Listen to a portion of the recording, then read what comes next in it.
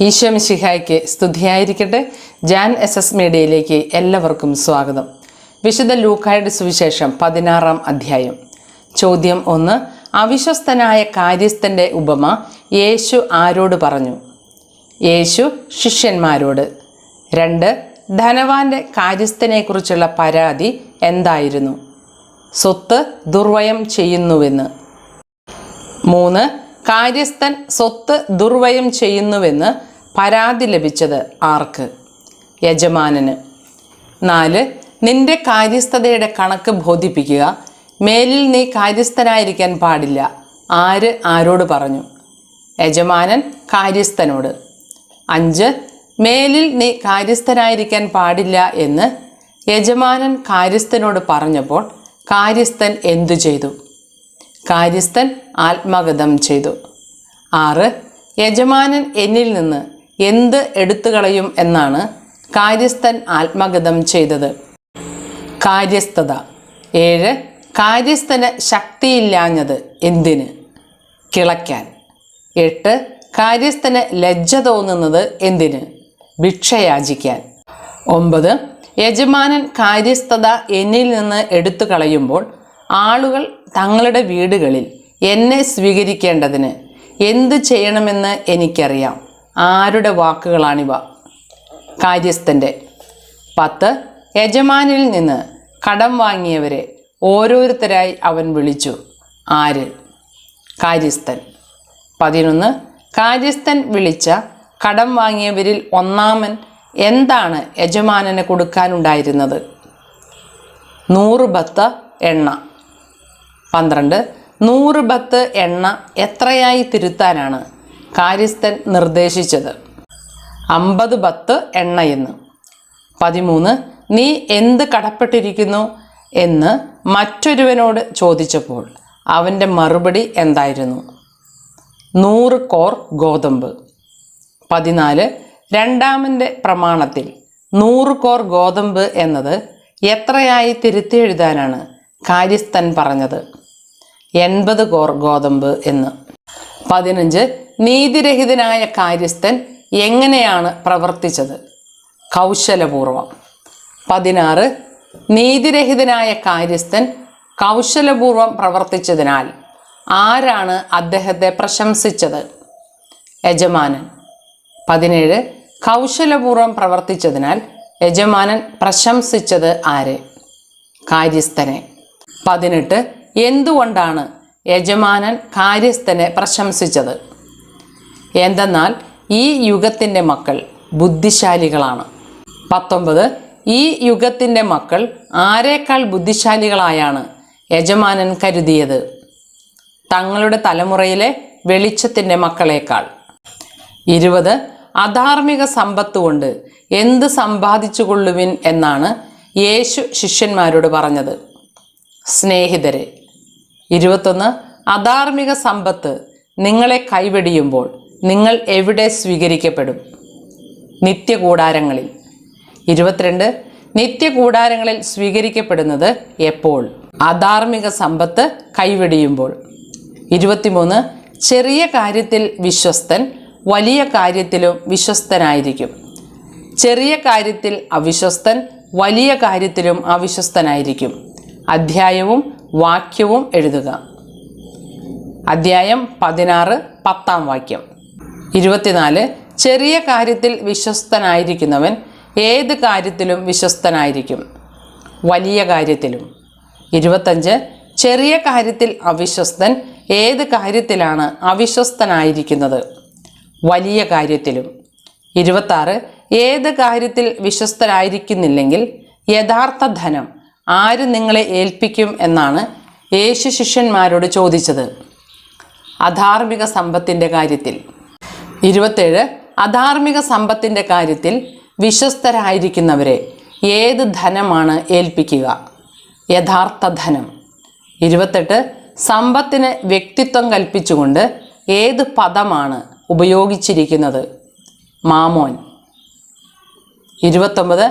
ആരുടെ കാര്യത്തിൽ നിങ്ങൾ വിശ്വസ്തരല്ലെങ്കിൽ നിങ്ങൾക്ക് സ്വന്തമായവ ആര് നിങ്ങൾക്ക് തരും എന്നാണ് യേശു ശിഷ്യന്മാരോട് ചോദിച്ചത്? മറ്റൊരുവൻ്റെ കാര്യത്തിൽ. 30. ഒരു ഭൃത്യന് എത്ര യജമാനന്മാരെ സേവിക്കുക സാധ്യമല്ല? 2 യജമാനന്മാരെ. 31. 2 യജമാനന്മാരോട് ഭൃത്യന് ചെയ്യാൻ സാധിക്കുന്നത് എന്താണ്?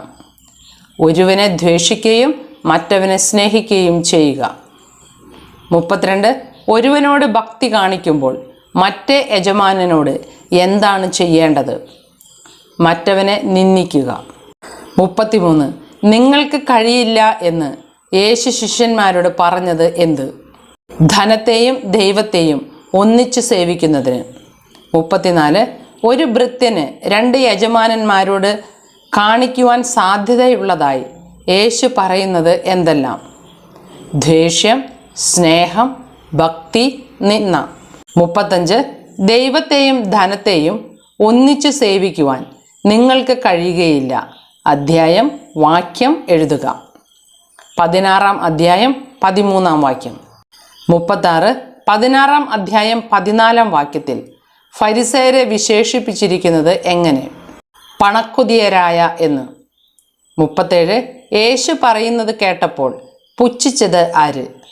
ഫരിസേയർ. 38. ആരുടെ മുമ്പിൽ നിങ്ങൾ നിങ്ങളെ തന്നെ നീതീകരിക്കുന്നു എന്നാണ് യേശു പറഞ്ഞത്? മനുഷ്യരുടെ മുമ്പിൽ. 39. മനുഷ്യരുടെ മുമ്പിൽ നിങ്ങളെ തന്നെ നീതീകരിക്കുന്ന നിങ്ങളുടെ ഹൃദയങ്ങളെ ആരാണ് അറിയുന്നത്?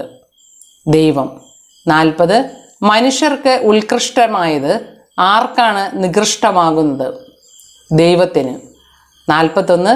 മനുഷ്യർക്ക് ഡാഷ് ദൈവദൃഷ്ടിയിൽ നികൃഷ്ടമാണ്.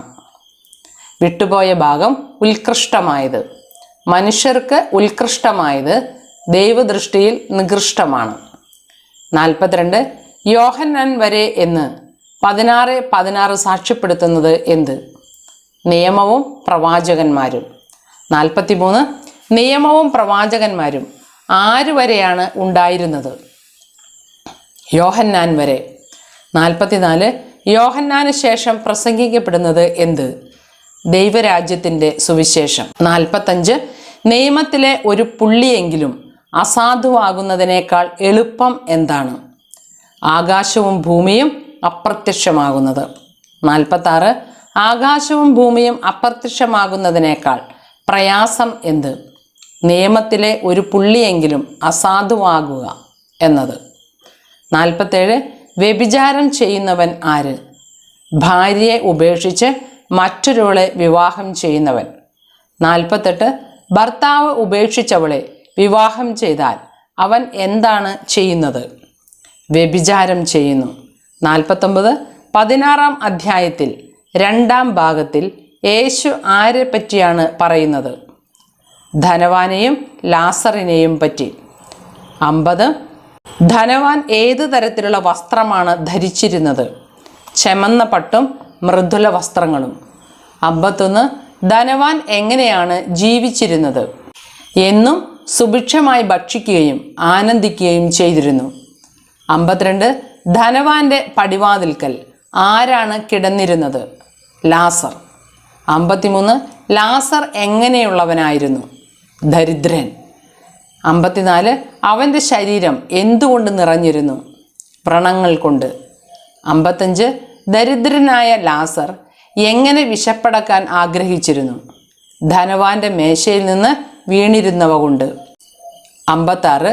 ലാസർ എവിടെ നിന്ന് വീണിരുന്നവ കൊണ്ട് വിശപ്പടക്കാനാണ് ആഗ്രഹിച്ചത്? ധനവാന്റെ മേശയിൽ നിന്ന്.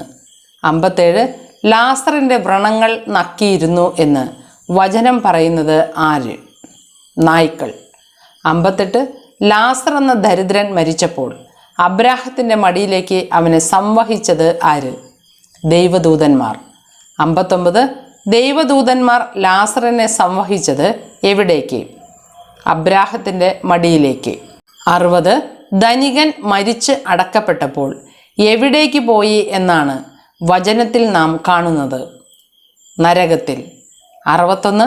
നരകത്തിൽ ധനികൻ പീഡിപ്പിക്കപ്പെടുമ്പോൾ കണ്ണുകൾ ഉയർത്തി നോക്കി. അപ്പോൾ കണ്ടത് ആരെയെല്ലാം? അബ്രാഹത്തെയും അവൻ്റെ മടിയിൽ ലാസറിനെയും. 62. അബ്രാഹത്തെയും അവൻ്റെ മടിയിൽ ലാസറിനെയും കണ്ടപ്പോൾ ലാസർ എന്താണ് വിളിച്ചു പറഞ്ഞത്? പിതാവായ അബ്രാഹമേ, എന്നിൽ കനിയണമേ എന്ന്. 63 ആര് എൻ്റെ അടുക്കിലേക്ക് അയക്കണമേ എന്നാണ് ധനികൻ പിതാവായ അബ്രാഹത്തോട് അപേക്ഷിച്ചത്? ലാസറിനെ. 64 ലാസറിനെ അയക്കേണ്ടത് എന്തിനാണ്? തൻ്റെ വിരൽ തുമ്പ് വെള്ളത്തിൽ മുക്കി എൻ്റെ നാവ് തണുപ്പിക്കാനായി. 65 എവിടെ കിടന്നാണ് ധനികൻ യാതന അനുഭവിക്കുന്നത്? അഗ്നിജ്വാലയിൽ കിടന്ന്. 66 അഗ്നിജ്വാലയിൽ കിടന്ന് യാതന അനുഭവിക്കുന്നത് ആര്? ധനികൻ. 67 മകനെ നീ ഓർമ്മിക്കുക എന്ന് ധനികനോട് പറഞ്ഞതാര്? അബ്രാഹം. 68 നിനക്ക് ജീവിതകാലത്ത് എന്തെല്ലാം ലഭിച്ചിരുന്നു എന്നാണ് അബ്രാഹം ധനികനോട് പറഞ്ഞത്? എല്ലാ സുഖസൗകര്യങ്ങളും. 69 ജീവിതകാലത്ത് ലാസറിന് ലഭിച്ചത് എന്ത്? കഷ്ടതകൾ. 70 മരിച്ചതിന് ശേഷം ലാസറും ധനവാനും എന്ത് അനുഭവിക്കുന്നു? ലാസർ ആനന്ദിക്കുന്നു, ധനവാൻ വേദനിക്കുന്നു. 71 ഞങ്ങൾക്കും നിങ്ങൾക്കും മധ്യേ എന്ത് സ്ഥാപിക്കപ്പെട്ടിരിക്കുന്നു എന്നാണ് അബ്രാഹം ധനവാനോട് പറഞ്ഞത്? ഗർത്തം. 72 ഇവിടെ നിന്ന് നിങ്ങളുടെ അടുത്തേക്കോ അവിടെ നിന്ന് ഞങ്ങളുടെ അടുത്തേക്കോ വരാൻ ആഗ്രഹിക്കുന്നവർക്ക് സാധിക്കുകയില്ലാത്തത് എന്തുകൊണ്ട്? ഗർത്തം സ്ഥാപിക്കപ്പെട്ടിരിക്കുന്നത് കൊണ്ട്. 73 അങ്ങോട്ടും ഇങ്ങോട്ടും വരാൻ സാധിക്കാത്തത് കൊണ്ട് ലാസറിനെ എങ്ങോട്ടയക്കാനാണ് ധനവാൻ പിതാവിനോട് പറയുന്നത്? ധനവാന്റെ പിതൃഭവനത്തിലേക്ക്. 74 ധനവാന് എത്ര സഹോദരങ്ങളാണ്? 5. 75 ലാസർ പിതൃഭവനത്തിലേക്ക് പോകേണ്ടതിൻ്റെ ആവശ്യകത എന്താണെന്നാണ് ധനവാൻ പറയുന്നത്? എൻ്റെ 5 സഹോദരന്മാരും പീഡകളുടെ ഈ സ്ഥലത്ത് വരാതിരിക്കേണ്ടതിന് അവൻ അവർക്ക് സാക്ഷ്യം നൽകട്ടെ എന്ന്. 76 എൻ്റെ 5 സഹോദരന്മാരും എവിടെ വരാതിരിക്കേണ്ടതിന് സാക്ഷ്യം നൽകാനാണ് ലാസറിനെ അയക്കാൻ ധനവാൻ പറഞ്ഞത്? പീഡകളുടെ ഈ സ്ഥലത്ത്. 77 ലാസർ പോകേണ്ടത് എന്തിനു? സാക്ഷ്യം നൽകാൻ. 78 സാക്ഷ്യത്തിനായി ലാസറെ അയക്കണമെന്ന് പറഞ്ഞ ധനവാനോട് പിതാവ് പറഞ്ഞ മറുപടി: അവർക്ക് മോശയും പ്രവാചകന്മാരും ഉണ്ടല്ലോ, അവരുടെ വാക്ക് കേൾക്കട്ടെ എന്ന്. 79 അവർക്ക് മോശയും പ്രവാചകന്മാരും ഉണ്ടല്ലോ, അവരുടെ വാക്ക് കേൾക്കട്ടെ എന്ന് അബ്രാഹം പറഞ്ഞപ്പോൾ ധനവാൻ എന്തു പറഞ്ഞു? പിതാവായ അബ്രാഹമേ, അങ്ങനെയല്ല, മരിച്ചവരിൽ നിന്ന് ഒരുവൻ ചെന്ന് പറഞ്ഞാൽ അവർ അനുതപിക്കും. 80 മരിച്ചവരിൽ നിന്ന് ഒരുവൻ ചെന്ന് പറഞ്ഞാൽ ആര് അനുതപിക്കും എന്നാണ് ധനവാൻ പറയുന്നത്? ധനവാന്റെ 5 സഹോദരങ്ങൾ. 81 മരിച്ചവരിൽ നിന്ന് ഒരുവൻ ചെന്ന് പറഞ്ഞാൽ അവർ അനുതപിക്കും എന്ന് ധനവാൻ പറയുമ്പോൾ അബ്രാഹത്തിൻ്റെ മറുപടി: മോശയും പ്രവാചകന്മാരും പറയുന്നത് അവർ കേൾക്കുന്നില്ലെങ്കിൽ മരിച്ചവരിൽ നിന്ന് ഒരുവൻ ഉയർത്താലും അവർക്ക് ബോധ്യമാവുകയില്ല. 82 ആര് പറഞ്ഞാലും അവർക്ക് ബോധ്യമാവുകയില്ല എന്നാണ് അബ്രാഹം പറഞ്ഞത്, മരിച്ചവരിൽ നിന്ന് ഒരുവൻ ഉയർത്താലും.